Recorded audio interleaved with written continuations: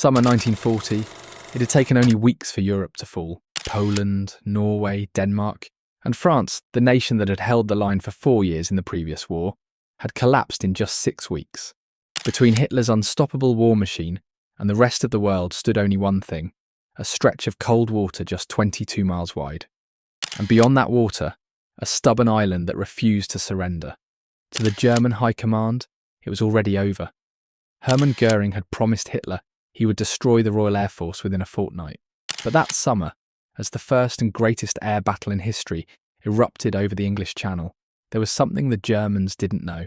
They weren't just facing aircraft and brave pilots.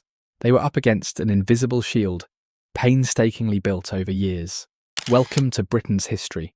Today we are covering the Battle of Britain, the summer and autumn when fighter command stood between Nazi Germany and the permanent domination of Western Europe. But before we get to the Spitfires over Dover, we need to understand what Hugh Dowding had built. Because what Dowding had built is the reason Britain survived. Dowding was methodical, demanding, and frequently unpopular with the men above him. He had spent the years before the war arguing, against considerable resistance, for things that seemed expensive and unnecessary: a network of radar stations along the southern and eastern coasts, an underground system for processing the information they collected, a communication structure that could coordinate a fighter response to incoming raids before those raids crossed the English coast. He was right about all of it. By the summer of 1940, the chain-home radar network stretched along the coast, more than 50 stations transmitting radio pulses seaward and reading the echoes. At 80 to 200 miles, the radar could detect the height, bearing, and approximate strength of incoming German formations. Once aircraft crossed the coastline and flew over land, they vanished from the radar screens. That gap was filled by the Royal Observer Corps, 30,000 civilian volunteers stationed at more than 1,000 posts across the country, tracking aircraft by sight and sound and reporting their findings by telephone to central operations rooms. The brain of the system was at Bentley Priory in Middlesex. In the filter room, women of the Women's Auxiliary Air Force stood around a huge map of Britain, moving counters with long rakes as the reports came in, building a real-time picture of every raid developing over the Channel and southern England. Filtered information flowed to group headquarters. Group controllers passed instructions to sector stations. Sector controllers scrambled the fighter squadrons. From the first radar detection to the moment the fighters received their takeoff order, 14 to 16 minutes. A German formation crossing the Channel took 20 minutes to reach southern England. Those 4 minutes were what the whole system was built to use. The Luftwaffe had nothing equivalent. German radar existed but only for localised warning. German controllers had no real-time picture of what RAF fighters were doing. When German reconnaissance photographed the radar towers on the English coast, their intelligence chief substantially underestimated their significance. The towers were attacked in the early phase of the battle and then largely left alone, a failure of understanding that would prove decisive. The aircraft on both sides were closely matched. The Spitfire Mk1 and the Messerschmitt Bf-109E were near equals at altitude. The Bf-109 faster in a dive, the Spitfire tighter in a turn. But RAF fighters were operating on an advantage the Germans did not know about. British engineers had modified the Merlin engines to run on 100-octane fuel rather than the standard 87-octane used by the Luftwaffe. This allowed emergency boost pressure that delivered an extra 34 miles per hour at critical combat altitudes. In a turning fight or a chase, that margin could be the difference between catching an enemy or losing him. The Bf-109's critical weakness was range. Flying from bases in France, a German fighter arriving over London had approximately 10 to 20 minutes of combat time before the fuel warning forced it to turn back. A British pilot who was shot down over England could be back in a new aircraft within hours. A German pilot who came down in England spent the rest of the war in a prisoner of war camp. The psychological weight of this asymmetry on German pilots, flying across 22 miles of cold water, knowing that a damaged engine meant drowning rather than a safe landing, accumulated over the weeks into something their doctors called Kanalkrankheit, channel sickness. By late August, the stress was producing physical symptoms across the Luftwaffe's fighter force. The battle began in July with attacks on Channel convoys. Dowding sent as few fighters as he could justify and held the rest back. The purpose of Fighter Command was not to protect shipping. It was to be intact when the real attack came. The real attack came on August 13th, Adlertag, Eagle Day, when the Luftwaffe launched its main offensive against Fighter Command's airfields and radar stations. The first day was compromised by communication failures. Recall orders for part of the strike force failed to reach the bombers, which arrived over England without fighter escort and took severe losses.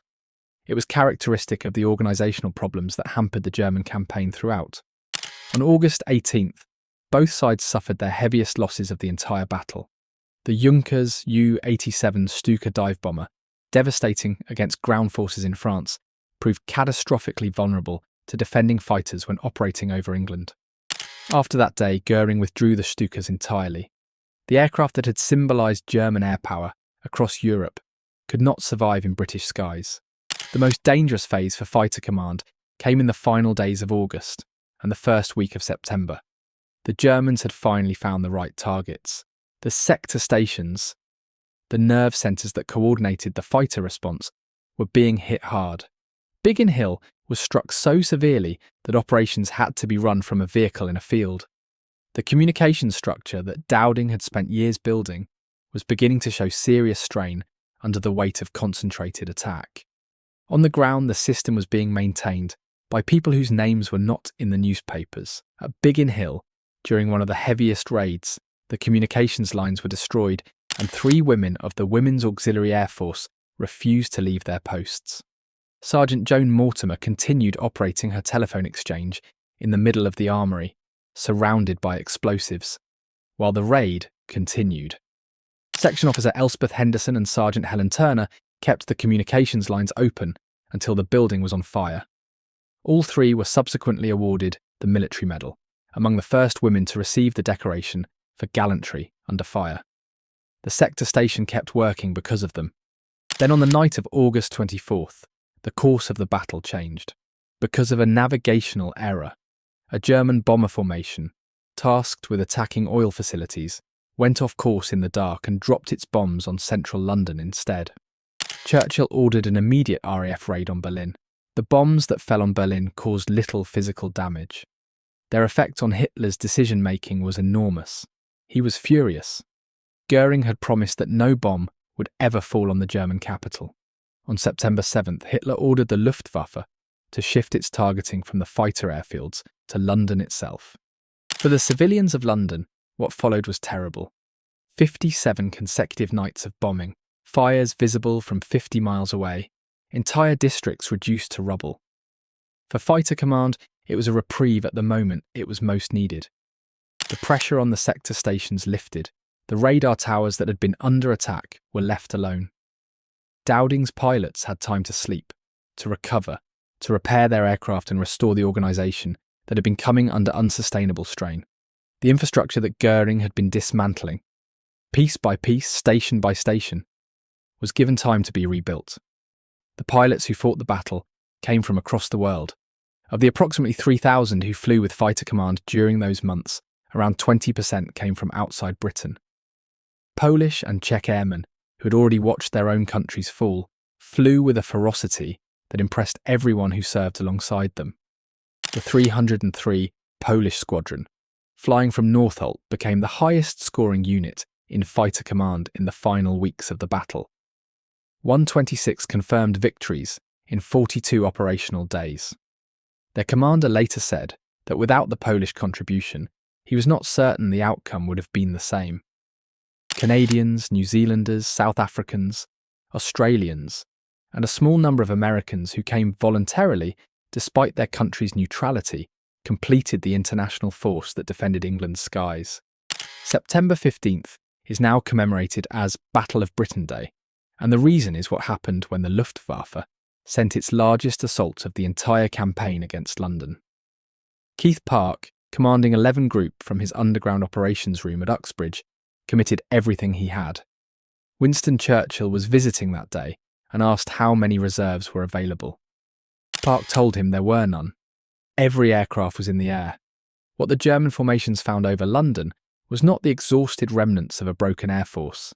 It was a coordinated response that tore through their formations, scattered their bombers, and forced crews to jettison their loads short of the target. The Luftwaffe lost 60 aircraft that day, against RAF losses of 28.